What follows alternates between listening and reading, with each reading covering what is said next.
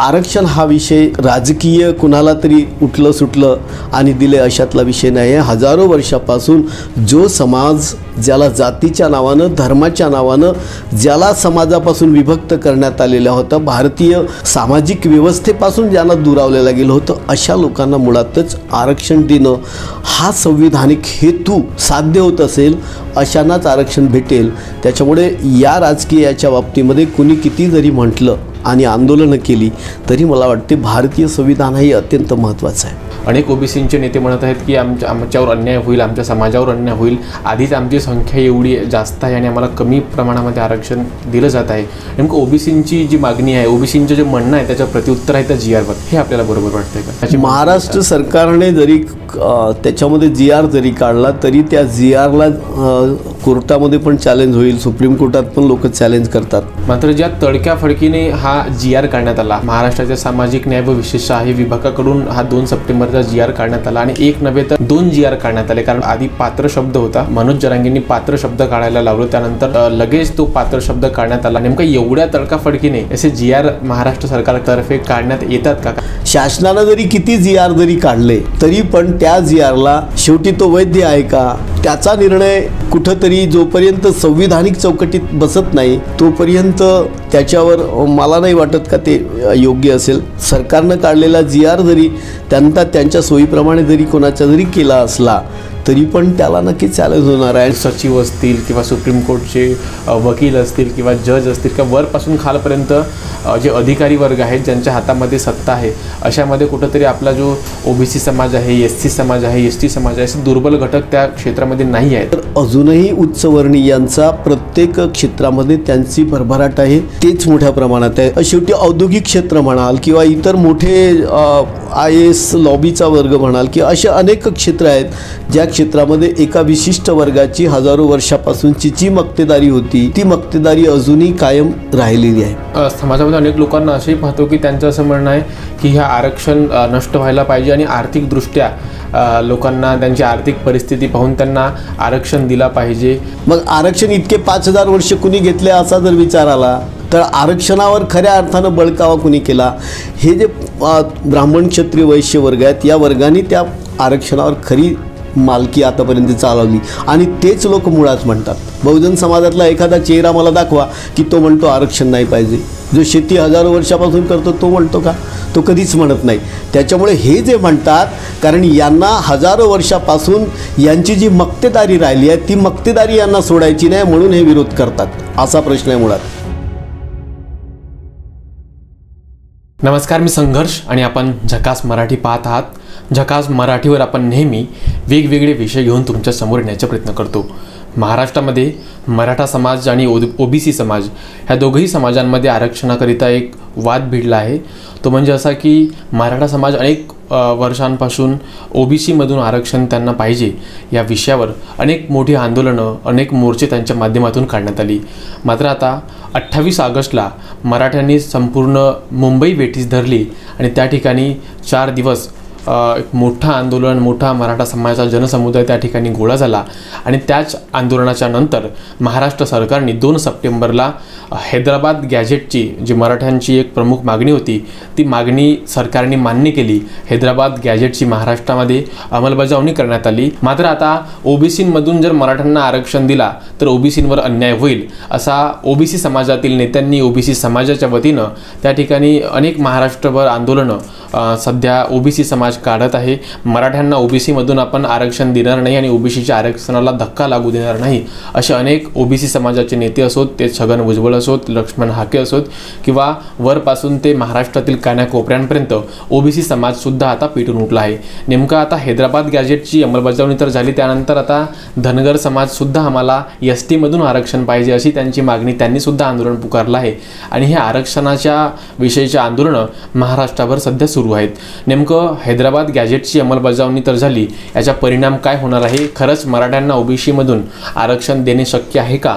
आणि हा नेमका वाद जो ह्या तीनही समाजांमध्ये आहे तो वाद कसा मिटला जाईल, कशा प्रकारे सर्व समाजाला त्यांच्या पद्धतीचे त्यांचे आरक्षण देऊन हा एक शांतिमय महाराष्ट्र कसं बनवता येईल याकरिताच आमच्या बैठकीला पाहुणे आहेत आमच्यासोबत चर्चा करण्याकरिता महाराष्ट्र राज्याचे माजी सामाजिक न्याय व विशेष सहाय्य विभागाचे मंत्री इंजिनियर राजकुमार बडोले सर आहेत. सर, स्वागत आहे आपल्या झकास मराठीवर. नमस्कार. नमस्कार. जसं म्हटलं की मराठ्यांनी मुंबई वेठीस धरली संपूर्ण आणि गेली 2 सप्टेंबरच्या आधी जनसमुदाय मुंबईमध्ये मराठ्यांतर्फे गोळा करण्यात आला त्या ठिकाणी आणि सरकारने 2 सप्टेंबरला जो GR काढला. नेमकं आपण ह्या GR कडे सर कसे पाहता, नेमकं कसे समजावून सांगाल? मुळातच आरक्षणाच्या संदर्भात जर विचार केला तर आरक्षण हे ज्या निकषावर दिलेले आहे, भारतीय संविधानामध्ये ज्या तरतुदी आहेत त्या तरतुदींचा जर विचार केला तर कलम 340 असेल, 341 असेल किंवा 342 या तिन्ही अनुच्छेदाचा जर विचार केला तर भारतीय संविधानामध्ये आरक्षणाची तरतूद ही जे अनेक वर्षापासून सामाजिक, शैक्षणिक दृष्टीने, आर्थिक दृष्टीने, सामाजिक दृष्टीचा हा विशेष महत्त्वाचा पैलू आहे. सामाजिक दृष्टीने जो वर्ग प्रचंड दुरावले, ज्यांना मुद्दाम सामाजिक व्यवस्थेनं त्यांना ज्यांना दूर करून ठेवले, दुर्बल घटक, त्या घटकांसाठी विशेषत्वानं आरक्षणाची तरतूद करण्यात आलेली आहे. आणि म्हणून मूळ आरक्षणाचा हेतू जो आहे, ह्या तिन्ही याच्यामध्ये जर पाहिलं तर एक लक्षात येते की सामाजिक दृष्टीनं हजारो वर्षापासून जो वर्ग उपेक्षित होता, जो वर्ग दुरावलेला होता, ज्याच्यावर जातीच्या नावानं, धर्माच्या नावानं ज्याच्यावर अत्याचार झाले होतं आणि ज्याच्याला मुद्दामच सगळ्या सवलतीपासून, सोयीसुविधांपासून दूर ठेवले गेले होते, अशा समाजासाठी आरक्षणाची तरतूद केल्या गेली आहे. 340मध्ये जर आपण पाहिलं तर एक लक्षात येते का जो इतर मागासवर्गीय समाज आहे त्याला सामाजिक दृष्टीनं, ज्याला महात्मा ज्योतिबा फुल्यांनी शूद्र म्हटलेलं आहे, ह्या सगळ्या समाजाला किंवा अनुसूचित जाती, अनुसूचित जमाती या सगळ्यांच्या बाबतीत जर विचार केला, अनुसूचित जाती म्हटला तर तो अतिशूद्र झाला किंवा अनुसूचित जमाती म्हटला तर तो पारंपरिक हजारो वर्षापासून जो जंगलामध्ये राहायला गेला, ज्याला सोयीसुविधा नाकारल्या गेल्या, अशा समाजाला भारतीय संविधानामध्ये आरक्षणाची तरतूद केल्या गेली. त्याच्यामुळे आरक्षणाचा मूळ हेतू होता का जो समाज हजारो वर्षापासून वंचित होता, या समाजाला आरक्षण देण्याची मूळ भूमिका आरक्षणाची भारतीय संविधानातून आहे. आणि म्हणून आरक्षणाकडे पाहताना कोणत्या समाजाला कशा पद्धतीनं दिला गेला हा विषय मला वाटते त्याच्यामध्ये येत नाही.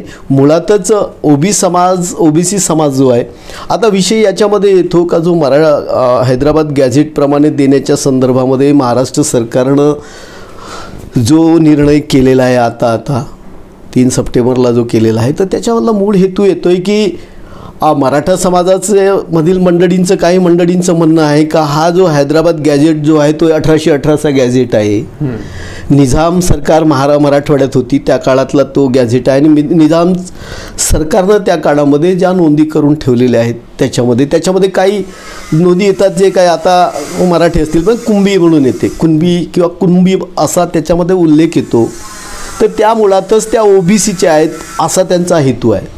परंतु त्याच्यामुळे सरसकट ओबीसी समाजातून त्यांना आरक्षण भेटेल का हा विषय महत्त्वाचा आहे. याच्यामध्ये अजून संविधानिक प्रश्न निर्माण होतील, कारण शेवटी त्या ठिकाणी त्यांच्या जुन्या नोंदी पाहायला जातील, त्यांचे दस्तऐवज जुळवले जातील, त्यांच्या वंशावळी पाहायला जातील, मग ते त्याच्यामध्ये बसतात का हा प्रचंड मोठा विषय मला वाटते त्याच्यामध्ये आहे. आणि या सगळ्यामध्ये मग त्याच्यामध्ये पण विषय येईल का, सगळ्या मराठ्यांना त्याच्यामुळे फायदा होईल का, बरोबर हा विषय पुढे येणारच आहे.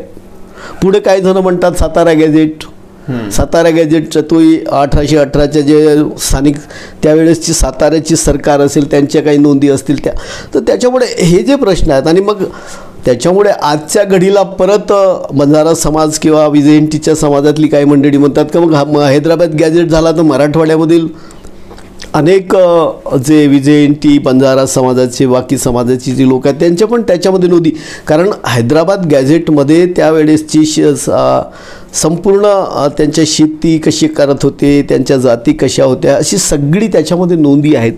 आणि त्या नोंदीचा आधार घेऊन ज्या ठिकाणी कुणबी, जुने मराठा कुणबी असे काही जर असतील तर त्यांना देण्यात यावं अशा पद्धतीचा सरकारनं जो निर्णय घेतला. परंतु त्याच्यामध्ये पण अनेक प्रश्न निर्माण होतील.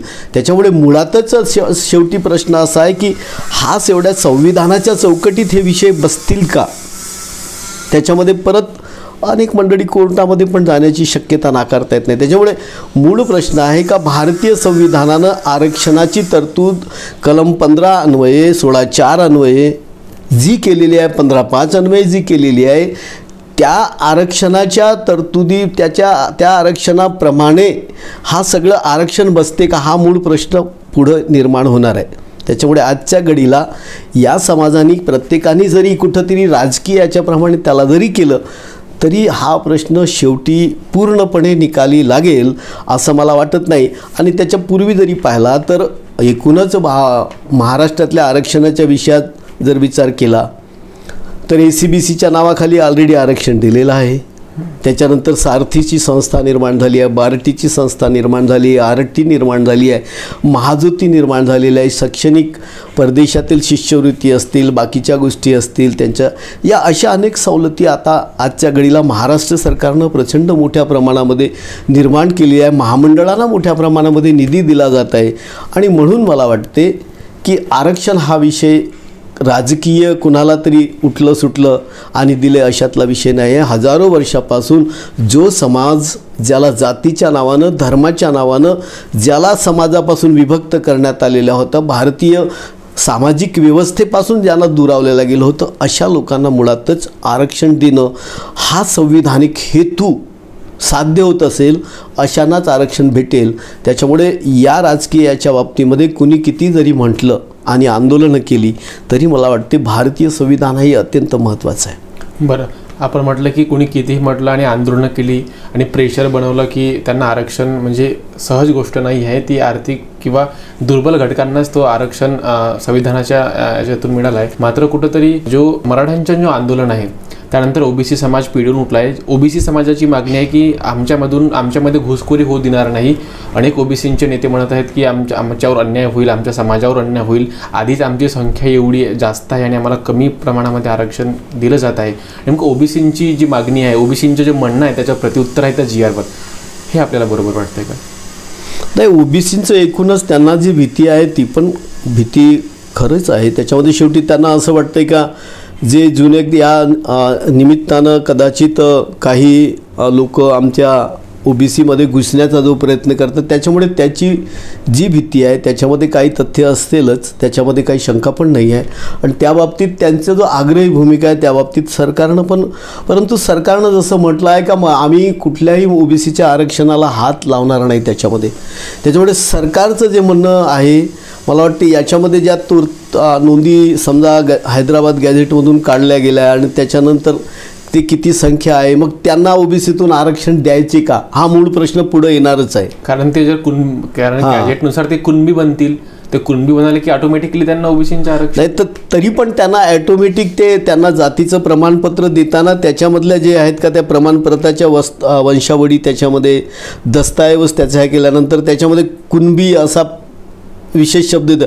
कारण आपण बऱ्याच वेळेला बघतोय गोंड गोवारी याच्यामधली एक साधा अल्पविराम आहे का, गोंड गोवारीमध्ये फक्त एक स्वल्पविराम आहे म्हणून आतापर्यंत ते लोक झगडतात. त्यांना अजूनही गोवारी समाजाला आदिवासीचं आरक्षण भेटलं. तसंच इथं पण होऊ शकते कुणबी असा जर आला तर, कारण बऱ्याच नोंदी माझ्या माहितीप्रमाणे त्याच्यात कुणबी अशा आहेत. कुणबी असा साधारणतः शब्द जर येत नसेल तर परत संविधानिक अडचणी निर्माण होणार आहेत पुढच्या कालखंडामध्ये, जसे धनगर आणि धनगडमध्ये आपण बघतोय. तर त्याच्यामुळे हा आरक्षणाचा विषय भारतीय शेवटी हा विषय शेवटी संविधानिक याच्यामध्ये हा कशा पद्धतीनं बसतो हे सरकार ठरवेल. आणि सरकार म्हटलं का सरकारनं जरी आरक्षणाच्या जरी तरतुदी केल्या, राज्य सरकारला शेवटी आरक्षण पूर्ण देण्याचा पूर्णतः अधिकार आहे की नाही या बाबतीत सगळ्यांचे आहेत.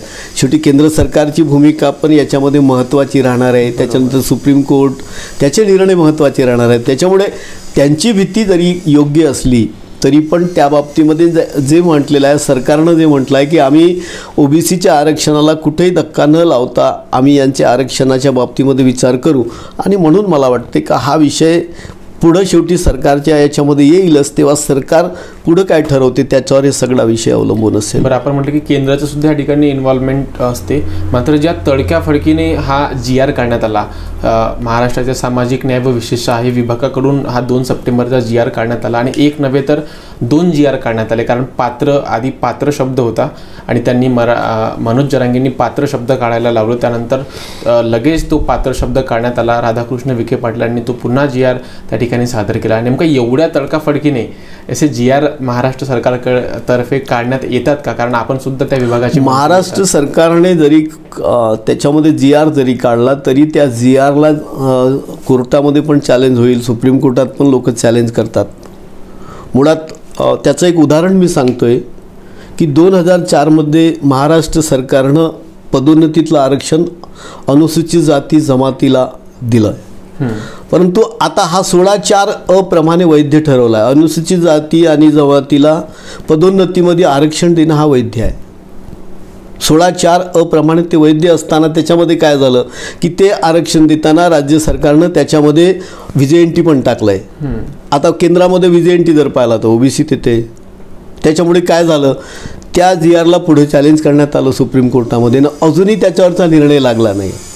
संविधानामध्ये काय म्हटलं आहे 16(4) प्रमाणे की पदोन्नतीमध्ये आरक्षण देता येते अनुसूचित जाती जमातीला, परंतु त्याच्यामध्ये थोडंसं ओबीसी आलं, व्हिजेएनटी आलं त्याच्यात आणि काय झालं तर तो अजूनपर्यंत त्याच्यावर निर्णय झाला नाही आहे. त्याच्यामुळे शेवटी या बाबतीमध्ये पण तो निर्णय तपासला जाईलच ना.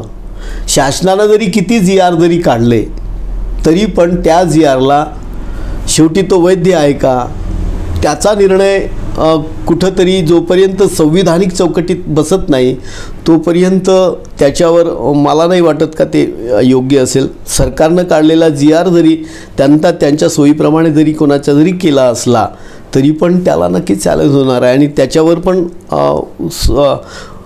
माननीय न्यायालय त्याच्यावर निर्णय घेतील आणि तो त्याच्या पुढे होईल किंवा केंद्र सरकारकडे तो विषय जाईलच. बरं सर, याचा सोल्युशन काय आहे? कारण एवढे समाज आहेत भारतामध्ये, अनेक जाती आहेत आणि ओबीसी, SC, ST, ओपन असे अनेक प्रकार, त्याच्यामध्ये कितीतरी हजारो जाती आहेत आणि प्रत्येक जात आहे संविधानाने आणि डॉक्टर बाबासाहेब आंबेडकरांनी जे दुर्बल घटक आहेत त्यांना कुठंतरी त्यांच्या समाजातील शेवटच्या घटकाला कशा प्रकारे न्याय देता येईल याचा त्यांनी विचार केला आणि त्यांनी सर्वांना त्यांच्या पद्धतीने आरक्षण दिला. मात्र कुठंतरी आता राहुल गांधी यांच्यातर्फे सुद्धा असं म्हणण्यात येते की ज्यांची जेवढी संख्या आहे तेवढं त्यांना आरक्षण दिलं पाहिजे. त्यावर सचिव असतील किंवा सुप्रीम कोर्टचे वकील असतील किंवा जज असतील किंवा वरपासून खालपर्यंत जे अधिकारी वर्ग आहेत ज्यांच्या हातामध्ये सत्ता आहे अशामध्ये कुठंतरी आपला जो ओबीसी समाज आहे, SC समाज आहे, ST समाज आहे, असे दुर्बल घटक त्या क्षेत्रामध्ये नाही आहेत असं त्यांनी स्पष्ट त्यांचं म्हणणं आहे. आपण त्यांच्या स्टेटमेंटकडे कशी पाहता? ते नक्कीच डॉक्टर बाबासाहेब आंबेडकरांनी ज्या पद्धतीनं या देशामध्ये आरक्षणाची तरतूद भारतीय संविधानात केली किंवा त्यावेळेसच्या घटना समितीतल्या लोकांनी त्याला दुजोरा दिला, त्याला पाहता या देशातल्या बहुजन समाज जो उपेक्षित राहिलेला अशा सगळ्या समाजाला, अनुसूचित जातीचा, अनुसूचित जमातीचा आणि ओबीसी समाजाला भारतीय संविधानानं आरक्षणाची तरतूद केली आहे. शेवटी जितनी संख्या भारी हा जरी आपण किती म्हणत असलो हे पण खरं आहे. आणि आता पण आपण जर पाहिला की 26 जानेवारी 1950च्या नंतर आतापर्यंतची एकूणच सामाजिक व्यवस्था जर पाहिली तर अजूनही उच्चवर्णीयांचा प्रत्येक क्षेत्रामध्ये त्यांची भरभराट आहे, तेच मोठ्या प्रमाणात आहे. अजूनही ओबीसींची जर संख्या पाहिली तर जे वर्ग 1 मध्ये त्यांची संख्या कमी आहे, अनुसूचित जातीची कमी आहे आणि त्या प्रमाणात अनुसूचित जमातीची पण कमी आहे. म्हणजे आरक्षणाची संविधानामध्ये तरतूद असल्याच्या नंतरही 75 वर्षानंतर या देशातली जी एकूण परिस्थिती आहे, आरक्षण दिल्यानंतरही ती परिस्थिती अजूनही पूर्णतः बदललेली नाही आहे. दुसरा विषय त्याच्यामध्ये येतो का शेवटी औद्योगिक क्षेत्र म्हणाल किंवा इतर मोठे IAS लॉबीचा वर्ग म्हणाल की असे अनेक क्षेत्र आहेत ज्या क्षेत्रामध्ये एका विशिष्ट वर्गाची हजारो वर्षापासूनची जी मक्तेदारी होती ती मक्तेदारी अजूनही कायम राहिलेली आहे. त्याच्यामुळे अनेक लोक म्हणतात का बाबा आता तर जे औद्योग क्षेत्र आहे त्याच्यामध्ये सरकार प्रचंड मोठ्या प्रमाणामध्ये अनेकांना सवलती देत असेल तर त्याच्यामध्ये पण आरक्षण केलं पाहिजे. मुळातच हा विषय काय येतो कारण हा विषय या बहुजन समाजाला आता असं वाटते का आम्हाला पण कुठंतरी न्याय मिळाला पाहिजे. न्यायाचं कारण हजारो वर्षापासून जो दबला समाज होता तो आता कुठंतरी जागा व्हायला लागला आणि त्याला पण वाटते की माझा जो अधिकार आहे या देशात, शेवटी आणि तो अधिकाराच्या बाबतीमध्ये जसा दिवसेंदिवस तो जागरूक होत राहील तोपर्यंत त्याला असं वाटते आणि म्हणून ही सगळी मागणी येत आहे. परंतु निश्चितच आपण पाहिलं का अजूनही जो ओबीसी समाजातले असे बरेचसे वर्ग आहेत, व्हीजेएनटीमधले पारधी असेल, भामटी असतील, असे खूप सारे असे वर्ग आहेत ती अजूनही गावकुसाच्या बाहेर राहतात. त्यांना राहायला पण लोक त्यांना अजूनही गावामध्ये आश्रय दिला जात नाही. मांग गारुडी असतील अशा समाजाची प्रचंड वाईट अवस्था आहे. तर या सगळ्या समाजाला एका पातळीवर आणण्याची जी बाबासाहेबांची संकल्पना होती, समता निर्माण करण्याचा जो दृष्टिकोन, समता निर्माण करण्यासाठी ते बंधुत्व जे पाहिजे होतं ते अजूनही या देशात झाले निर्माण. भीती कशी आहे का समाजाला जर आपण विभक्त करायचा प्रयत्न केला तर परत तो समाज एकजिन्सी राष्ट्र निर्माण करायचं असेल तर ही जात संपली पाहिजे असं बाबासाहेबांना वाटतं. दुर्दैवानं या आरक्षणाचा विषय घेऊन हे घरून मोर्चे करून प्रचंड वेगळ्या जाती पण तुटल्या नाही पाहिजे. त्याच्यामुळे हा ओबीसी सगळे सरसकट जेवढ्या ओबीसी आहे जाती आरक्षणाची मागणी आहे तर त्यांचं जाती आरक्षण झालंच पाहिजे आणि जेवढा ओबीसी समाज आहे त्याला किती आरक्षण दिलं गेलं पाहिजे. त्याच्यामध्ये पण जे आहे का बाबा काही त्या ओबीसीमधले काही अति मागास जे वर्ग असतील त्यांना पण कशा पद्धतीनं आरक्षण दिलं गेलं पाहिजे. हा सगळा जो सामाजिक दृष्टिकोन आहे हा दृष्टिकोन ठेवून प्रत्येकच नेता जर बोलत असेल, परंतु खऱ्या अर्थानं भारतीय संविधानाच्या ज्या मर्यादा संविधानानं घातलेल्या आहेत त्या मर्यादा लक्षात घेऊन सगळ्यांना न्याय मिळाला पाहिजे. ही भारतीय संविधानाची जी भूमिका आहे या भूमिकेतूनच सगळ्यांना आरक्षण मागितलं पाहिजे आणि त्याच पद्धतीनं दिलं पाहिजे. अन्यथा एखाद्या फक्त राजकीय फायदा जर एखाद्या घटकाचा होतो किंवा त्याचा तो वर्ग जास्त आहे म्हणून त्याला आरक्षण दिलं गेलं पाहिजे, अशा पद्धतीनं जर झालं तर शेवटी फार वाईटच होणार आहे. कारण आता प्रत्येकच समाज जागला आहे आणि म्हणून मला या ठिकाणी एवढंच म्हणावंसं वाटते का भारतीय संविधानानं ज्या आरक्षणाच्या संदर्भात ज्या मर्यादा घालून दिलेल्या आहेत त्या मर्यादा लक्षात घेऊन आणि त्या भूमिकेतूनच राजकीय पुढाऱ्यांनी आणि जे कोणी ह्या मागण्या करतात त्या सगळ्यांनी मिळून तो जर विषय त्या मर्यादेमध्ये राहून सगळ्यांनी मागण्या केल्या तर मला वाटते सगळ्यांना न्याय मिळू शकेल. जातीगत जनगणना व्हावी असं अनेक लोकांचं म्हणणं आहे. विपक्षसुद्धा अनेक वर्षांपासून ही मागणी करत आहे. गेल्या अनेक वर्षांपासून जातीगत जनगणना ह्या देशामध्ये झाली नाही असं म्हणणं आहे आणि जर जातीगत जनगणना झाली तर नेमकी कुणाची किती संख्या आहे हे समजेल आणि त्यानुसार त्या जातीला आरक्षण देता येईल असं सुद्धा अनेक लोकांचं म्हणणं आहे. नेमकं जातीगत जनगणना झाली तर हा तिढा सुटेल असं आपल्याला वाटतं? मला वाटते काय जातीय जनगणना 1930 ज्या काळामध्ये ब्रिटिशांनी केली होती त्याच्या पुढं तर नंतर काँग्रेसची सरकार 1950 पासून सातत्यानं आपण पाहिले की 2014 पर्यंत सातत्यानं मधला काही 2-4-5 वर्षाचा कार्यकाळ गेला तर त्यांचं सातत्यानं काँग्रेसची सरकार होती. काँग्रेसच्या सरकारनं मग जातीय जनगणना तर केलीच नाही.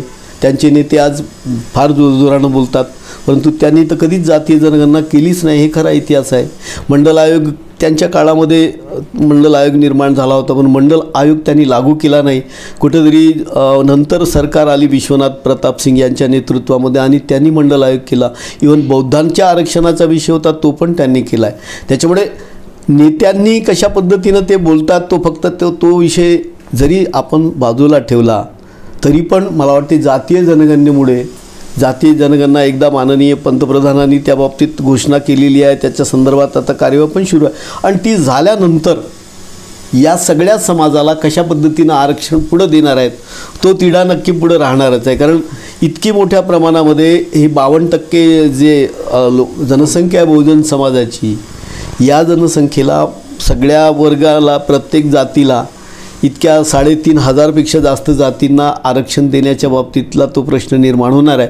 म्हणूनच मी मगाशी म्हटलं की या सगळ्या जातींना हे करण्यासाठी जातीय जनगणना होणंही गरजेचं आहे परंतु त्या सगळ्यांना आरक्षणाच्या मध्ये एकसूत्रता पुढच्या कालखंडामध्ये सरकार कशा पद्धतीनं आणणार आहे त्याच्यावर त्यांचं सगळ्यांचं भविष्य असणार आहे. बरं, आपण समाजामध्ये अनेक लोकांना असेही पाहतो की त्यांचं असं म्हणणं आहे की ह्या आरक्षण नष्ट व्हायला पाहिजे आणि आर्थिकदृष्ट्या लोकांना त्यांची आर्थिक परिस्थिती पाहून त्यांना आरक्षण दिला पाहिजे. जे आर्थिक आता जे ओबीसी समाज असो, SC समाज असो, ST समाज असो, त्यामधून जे लोक आता त्यांना आरक्षणाची गरज नाही की ते मोठे बनले, कुठेतरी आर्थिकदृष्ट्या सक्षम झाले, अशांच्या मुळातच हा विषय जो तुम्ही म्हणताय या देशामध्ये आरक्षणाची तरतूद जे करण्यात आली या देशात मागच्या 5,000 वर्षापासूनचा इतिहास पाहिला तर आपल्या एक लक्षात येते की या देशामध्ये वर्ग वारी आहे समाजाची, ब्राह्मण, क्षत्रिय, वैश्य आणि शूद्र. आणि त्याच्यातला शूद्र हा वर्ग हा 85% जास्त आहे. किंबहुना ओबीसी ज्याला आपण म्हणतो तोही शूद्र वर्गच आहे. त्यांची परिस्थिती आणि ब्राह्मण क्षत्रियांची परिस्थिती पाहिलं तर त्याच्यात प्रचंड तफावत आहे. आज वैश्य म्हटलं का ते अजूनही व्यापारामध्येच आहेत. ब्राह्मण म्हटलं का ते नुसती पूजा नाही करत, ते अजूनही ते प्रचंड मोठ्या प्रमाणामध्ये क्लास 1 अधिकारी, IAS अधिकाऱ्यापासून सगळ्या जाती त्यांच्या आहेत. मग आरक्षण इतके 5000 वर्ष कुणी घेतले असा जर विचार आला तर आरक्षणावर खऱ्या अर्थानं बळकावा कुणी केला? हे जे ब्राह्मण, क्षत्रिय, वैश्य वर्ग आहेत या वर्गाने त्या आरक्षणावर खरी मालकी आतापर्यंत चालवली. आणि तेच लोक मुळात म्हणतात. बहुजन समाजातला एखादा चेहरा मला दाखवा की तो म्हणतो आरक्षण नाही पाहिजे. जो शेती हजारो वर्षापासून करतो तो म्हणतो का? तो कधीच म्हणत नाही. त्याच्यामुळे हे जे म्हणतात, कारण यांना हजारो वर्षापासून यांची जी मक्तेदारी राहिली आहे ती मक्तेदारी यांना सोडायची नाही, म्हणून हे विरोध करतात असा प्रश्न आहे मुळात. सामाजिक एकता या देशामध्ये निर्माण तर अजून झालीच नाही, मग आरक्षणाच्या बाबतीमध्ये म्हणण्याचा विषय येतच नाही. त्याच्यामुळे मी मगाशी म्हटल्याप्रमाणे आरक्षण हा अत्यंत विचारपूर्वक या देशामध्ये दिला गेलेला आहे. फक्त आरक्षणाची ज्या तरतुदी आहेत त्या लागू करण्यासाठी जो समाजामध्ये संघर्ष आहे तो वाढता कामा नये. त्या दृष्टीनं सरकार, कोणतीही सरकार असो, त्या सरकारनं योग्य पद्धतीनं आरक्षण दिलं गेलं पाहिजे. परंतु अजूनही प्रचंड मोठ्या प्रमाणामध्ये बहुजन समाजाला आरक्षणाची गरज आहे आणि बाबासाहेबांनी ज्या तरतुदी त्या घटनेमध्ये केलेल्या आहेत त्या पद्धतीनंच आरक्षण दिलं गेलं पाहिजे अशी माझी ठाम भूमिका आहे. बरं, आजच्या घडीला जे हे वाद आहेत हे कशा प्रकारे मिटतील किंवा यांचे सोल्युशन्स काय आहेत असं आपल्याला वाटते? सरकारने कशा पद्धतीचे निर्णय घ्यायला पाहिजे, काय मत आहे तुमचे? सरकारने निर्णय घेताना आरक्षणाच्या ज्या मर्यादा आहेत त्या मर्यादा लक्षात घेऊनच जर निर्णय घेतला तर मला वाटते त्याच्यात पुढं काय होत नाही. कारण आरक्षण हे काही आर्थिक तुमची बाजू ह्या करायसाठी आरक्षण दिले गेलेलं नाही. आरक्षण मुळात हेतू जो आहे, आरक्षण हा सामाजिक जी स्थिती आहे, मागासवर्गीयांची जी सामाजिक आणि आर्थिक स्थिती आहे ती सुधारण्यासाठी, या देशामध्ये समताधिष्ठित समाज निर्माण करण्यासाठी. कारण शेवटी जो उपेक्षित वर्ग आहे शैक्षणिक दृष्टीनं, आर्थिक दृष्टीनं, जो दऱ्याखोऱ्यात राहतो, जंगलात राहतो, जो अजूनही गावकुसाच्या बाहेर राहतो, ज्याला अजूनही जातीच्या नावानं अजूनही मंदिरात प्रवेश दिला गेला नाहीत, ज्याला शिक्षणापासून दूर लोटल्या जातं, त्याची आर्थिक परिस्थितीच इतकी कमकुवत आहे का त्याला उच्च शिक्षण घेत नाही. मग या समाजाला जोपर्यंत अशा सवलती दिल्या जाणार नाही तोपर्यंत तो समाजमुख्य प्रवाहात येणार नाही. आणि म्हणून या ठिकाणी आरक्षण त्यांना दिलंच गेलं पाहिजे, त्यांना गरज पण आहे. वास्तविक जे लोक या आरक्षणाचा विरोध करतात त्या लोकांनीच आतापर्यंत या देशातलं आरक्षण बळकावलं आहे आणि म्हणून आरक्षणाची गरज आहे. आता त्याला देताना सरकारनं या सगळ्या समाजाचा विचार करून योग्य ती धोरणं अवलंबली पाहिजे. नाहीतर मग प्रत्येकच समाजाची लोकं येतात आणि ते आरक्षणावर जर बळकाव करत असतील, किंबहुना असे अनेक वर्ग आहेत का जे सामाजिक दृष्टीनं तर खूप प्रचंड पुढं आहेत, आर्थिक याच्यामध्ये आहेत, राजकीय दृष्टीनं पण त्यांनी हजारो वर्षापासून सत्ता करत आहेत. त्यांच्या हातातच सगळे आहेत, मुख्यमंत्री पण आहेत, बाकीचे अनेक पदं त्यांच्याकडे भुसवली आहेत, सत्तेतही तेच मोठ्या प्रमाणात. तरी पण ते आरक्षण जर मागत असतील तर मग बहुजन समाजाची परिस्थिती सुधारणार नाही.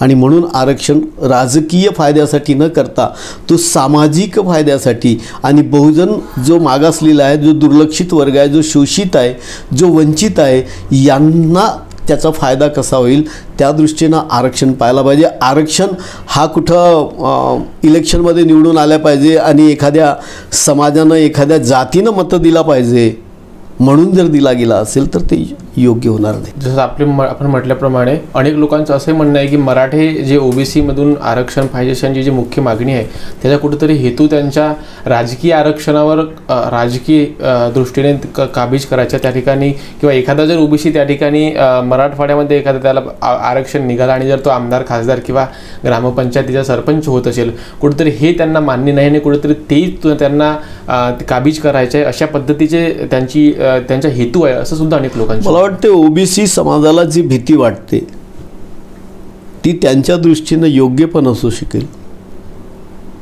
सरकारनं या बाबतीमधली त्यांची जी भूमिका आहे ती भूमिका योग्य पद्धतीनं मांडणं पण गरजेचं आहे. कारण जुन्या नोंदीतून समजा एखादा कुणबी मराठा जो याच्या हैदराबाद गॅजेटमध्ये असेल, पुढं सातारा गॅजेट समजा लागू केला आणि त्याच्यामध्ये जर असेल का बाबा तो कुणबी होता, तो मराठा आहे, त्यांनी सगळ्या सवलती घेतल्या, तर अशा पद्धतीची भीती जी ओबीसी समाजाला वाटते, तर तीच भीती पण मला वाटते दूर करणं ही सरकारनं त्या बाबतीमध्ये माननीय मुख्यमंत्री महोदय आहेत आणि सगळी या ठिकाणी महाराष्ट्र मागासवर्गीय आयोग पण आहे, त्यासाठी या सगळ्यांनी त्याच्यामध्ये हा सविस्तर विचार करून जर केला तर त्यांच्यामधली ती भीती आहे ती त्यांना भीती वाटणार नाही. परंतु आजच्या घडीला ही सर्व समाजामध्ये जी भीती निर्माण झालेली आहे आणि ही भीती दूर करणं हे मला वाटते जास्त महत्त्वाचं आहे. आणि त्यासाठी ही आंदोलनं दूर कशा पद्धतीनं शांत करता येतील त्या बाबतीत पण सरकारने योग्य निर्णय घेणं महत्त्वाचं आहे. आम्ही पण सरकारचा भाग आहोत, त्याच्यामुळे यावर सरकार सगळ्यांशी चर्चा करून निर्णय करावं असं मला वाटते. बरं, आपण सुद्धा सत्तेमध्ये आहात आणि कुठेतरी आपणही ह्या विभागाचे मंत्री असल्यामुळे तुम्हाला जास्त कनेक्टेड आपण त्या ठिकाणी आहात. तुमच्याच राष्ट्रवादी पक्षाचेच मंत्री ह्या महाराष्ट्राचे मंत्री छगन भुजबळ हे सातत्याने ओबीसी समाजाचा नेतृत्व ह्या महाराष्ट्रामध्ये करत आहेत आणि कुठंतरी त्यांचे असे स्टेटमेंट्स आहेत की महाराष्ट्र सरकारने ते जे GR काढले त्याच्यामध्ये कुठंतरी ओबीसी समाजाला म्हणजे त्या नेत्यांना उपसमितीला विश्वासात घेतलं नाही आणि तटकाफडकी त्यांनी प्रेशर बनवला आणि यांनी GR काढून घेतला असं त्यांचं स्पष्ट मत आहे. मला वाटते समितीनं निर्णय घेणं हे कितपत योग्य आहे मला माहीत नाही, परंतु शेवटी राज्य मागासवर्ग आयोग संविधानिक आयोग या देशामध्ये सगळ्या समाजासाठी निर्माण केले गेलेले आहेत. अनुसूचित जातीशी अनुसूचित जाती आयोग आहे, त्यांच्या आरक्षणाच्या ज्या मर्यादा आहेत ते त्यांनी मांडायच्या असतात.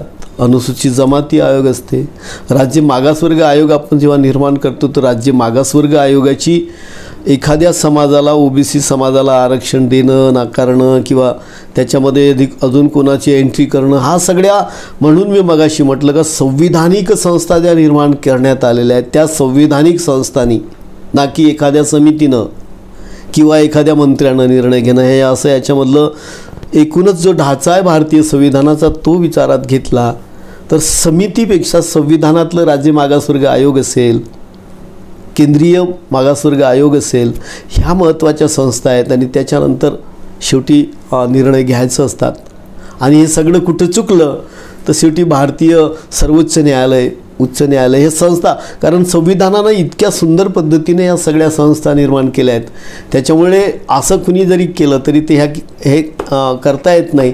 आणि म्हणून मला वाटते की जी आदरणीय छगन भुजबळ साहेबांना पण जी भीती वाटते ती पण जर भीती त्याच्यामध्ये जर तथ्य असेल तर त्याच्यावरही शेवटी पुढच्या संस्था आहेत ना ते त्याच्यावर पायबंद घालतीलच, त्याच्यात काही करता येणार नाही. आपण सामाजिक न्याय विभागाचे मंत्री होते आणि त्यावेळी कुठेतरी महाराष्ट्रामध्ये सामाजिक न्याय विभागाचे मंत्री कोण आहेत, कारण त्यावेळी खरंच 55 वर्ष हा जो विभाग आहे हा चर्चेतला विभाग राहायचा. आपण सुद्धा वेगवेगळे निर्णय घेतले, मग तो बाबासाहेब आंबेडकरांच्या इंग्लंडमधील घर असो किंवा अनेक सामाजिक आपण त्यावेळी मुद्दे काढत असेल, आपण अनेक योजना आपण त्यावेळी राबवल्या आणि कुठेतरी हा मुख्य प्रवाहातील गृह खातं असो किंवा अर्थ खातं असो हे चर्चेतले विषय असतात. त्यामध्ये सामाजिक न्याय विभाग त्यावेळी ट्रेंडिंगवर विभाग राहायचा आणि कुठेतरी आज जर महाराष्ट्रातील कानाकोपऱ्यामध्ये विचारलं की ह्या विभागाचे मंत्री कोण आहेत तर अनेक लोकांनाही प्रश्नचिन्ह त्यांच्या मनात उपस्थित होतं की नेमकं, कारण ह्या विभागाचे मंत्री असोत किंवा कुठेतरी सातत्याने त्या योजना आता राबवल्या जात नाही असं अनेक लोकांचं सुद्धा म्हणणं आहे. तुम्हाला खंत वाटते ह्या गोष्टीची, किंवा जर तुम्ही आज त्या ठिकाणी असते तर कशा प्रकारे हा तिढा सुलटवला असता? तर मला त्याच्यात काही खंत वाटायचा विषय नाही. शेवटी मंत्री कोण आहे हा महत्त्वाचा विषय नसतो. शेवटी सामाजिक न्यायाची संकल्पना या देशात रुजवणे हे महत्त्वाचं आहे. बाबासाहेबांनी त्या काळामध्ये 1932च्या दरम्यान ही संकल्पना रुजवण्यासाठी सामाजिक न्याय विभागाची स्थापना केली होती आणि त्यावेळेस जर पाहिला तर त्याच्यामध्ये अनुसूचित जाती, अनुसूचित जमाती, ओबीसी, त्याच्यानंतर महिला, हे सगळं विभाग एकत्रित असा हा विभाग होता. हळूहळू त्याची व्याप्ती वाढत गेली आणि सगळे विभाग जरी झाले तरी पण सामाजिक न्याय जो अपेक्षित आहे या समाजातील प्रत्येकाला न्याय देण्याच्या दृष्टीनं हा अत्यंत महत्त्वाचा विषय आहे. आणि म्हणून जिथं कुठं जर असं वाटत असेल का याच्यावर अन्याय होतो, ज्या कोणत्या परिस्थितीमुळे अन्याय होतो त्याला सामाजिक न्यायाची अपेक्षा असते आणि त्या दृष्टीनं हा अत्यंत महत्त्वाचा विषय आहे. मग तो आरक्षणाची भूमिका असेल किंवा एखाद्याला एखादी योजना द्यायची भूमिका असेल, या सगळ्या याच्यामध्ये या देशामध्ये सामाजिक न्याय याच्यासाठी महत्त्वाचा आहे की हजारो वर्षापासून जातीपातीत विभागलेला, वर्गावर्गात विभागलेल्या समाजाला, कारण या देशामध्ये दुर्लक्षित प्रचंड मोठा समाज आहे आणि म्हणून त्याला सामाजिक न्यायाची अपेक्षा आहे. त्या दृष्टीनं अनेक योजना करणं पण शक्य आहे. आता आमच्या कालखंडामध्ये पण तो आरक्षणाचे असे विषय यायचे, ESBCचं आरक्षण त्या काळामध्ये आम्ही करताना पण त्यावेळेस विचार केला होता आणि पुढं तो सुप्रीम सर्वोच्च न्यायालयामध्ये गेला, नंतर तो कमी पण झाला, त्याच्यामध्ये अनेक हर्डल्स पण आले. शेवटी सरकारनं घेतलेली भूमिका ही संविधानिक ढाच्यामध्ये बसते की नाही हे महत्त्वाचं आहे, ते तपासणं हा सामाजिक न्याय विभागाचा हेतू आहेच. परंतु त्याचबरोबर डॉक्टर बाबासाहेब आंबेडकर, महात्मा ज्योतिबा फुले, छत्रपती शाहू महाराज, राजश्री शाहू महाराज, छत्रपती शिवाजी महाराज आणि महाराष्ट्रामध्ये झालेली जी असंख्य समाजधुरणी आहेत त्यांची जो समतेचा विचार होता हा पेरणं ही महत्त्वाची भूमिका आहे आणि त्या दृष्टीनं योजना बनवणं हा महत्त्वाचा विषय आहे. त्या कालखंडामध्ये आम्ही हाच विषय लक्षात घेऊन डॉक्टर बाबासाहेब आंबेडकरांचं लंडनचं घर असेल किंवा इंदू मिलचं असेल किंवा इव्हन OBC आरक्षणाचा त्या काळामध्ये OBC मंत्रालय वेगळा करायचे विषय असतील, असे अनेक विषय आपण त्या काळामध्ये करत होतो. आता पण त्या विषयामध्ये भरपूर हे आहे. शेवटी हे सगळं करताना जे महापुरुष आहेत ज्यांनी महाराष्ट्र घडवला या लोकांना जर पुढं ठेवून आपण योग्य पद्धतीनं कामं केला तर मला वाटते नक्कीच आपल्याला बऱ्यापैकी काम पण करता येते आणि आपले किती जरी हर्डल्स असले तरी ते जे आपले रस्ता अडवण्याची जरी काम कोणी करत असलं ते करू शकत नाही. आणि मला वाटते हीच प्रेरणा आम्ही बाबासाहेबांकडून, महात्मा ज्योतिबा फुल्यांकडून, छत्रपती शाहू महाराज, राजश्री शाहू महाराजांकडून घेतोय आणि म्हणून ती प्रेरणा आम्हाला येते. त्याच्यामुळे सामाजिक न्याय विभागामध्ये काम करण्यासारखं भरपूर आहे. शेवटी जशी त्याला संधी भेटेल त्या संधीनं सोनं करण्याचा आम्ही प्रयत्न केला आणि अजूनही काही गोष्टी आमच्या आठवणीत आहेत. तरी पण फक्त एवढंच म्हणता येईल की आजही आमदार म्हणून काम करताना, कारण शेवटी आपले खूप मोठे प्रश्न असतात, अनेक प्रश्न असतात, लोकांच्या पुढच्या अनेक समस्या असतात, त्याच्यामुळे ते करताना हे सगळे विषय आम्ही लक्षात घेऊनच काम करतो आहे. त्याच्यामुळे आम्हाला काही खंत वाटायचा विषय नाही आणि काही नाही, कामं भरपूर असतात आणि ते करत राहतो. बरं, खूप खूप धन्यवाद साहेब आम्हाला वेळ दिल्याबद्दल आणि सर्व विषय ह्या ठिकाणी तुम्ही समजावून दिले, सर्व प्रश्नांची रोखठोक अंदाजामध्ये उत्तर दिली. Thank you sir. नमस्कार. जय भीम. तर होते महाराष्ट्र राज्याचे माजी सामाजिक न्याय व विशेष सहाय्य विभागाचे मंत्री आणि अर्जुनी मोरगाव विधानसभा क्षेत्राचे आमदार राजकुमार बडोले साहेब. खरं तर हा जो OBC आणि मराठा समाजातला जो आरक्षणाचा वाद आहे हा कशाप्रकारे तिळा सुटणार आहे, सरकारने सुद्धा स्पष्ट भूमिका घ्यावी, अभ्यासपूर्ण भूमिका घ्यावी आणि कुठंतरी हा जो GR आहे हा कुठंतरी याच्यावर खूप अभ्यासाची गरज आहे आणि कुठंतरी सुप्रीम कोर्टामध्ये सुद्धा ह्या ठिकाणी अनेक लोक जाऊ शकतात. मात्र त्या ठिकाणी हा GR टिकतो की सुप्रीम कोर्ट काही नवीन निर्णय त्या ठिकाणी देतात याकडे सुद्धा अनेकांचे लक्ष आहे. साहेबांनी सर्व प्रश्नांची रोखठोक अंदाजामध्ये उत्तरं दिली आणि आपण सुद्धा त्याच रोखठोक अंदाजामध्ये आजची ही मुलाखत शेवटपर्यंत पाहिली. त्याबद्दल सर्व प्रेक्षकांचं सुद्धा मनापासून आभार. खूप खूप धन्यवाद.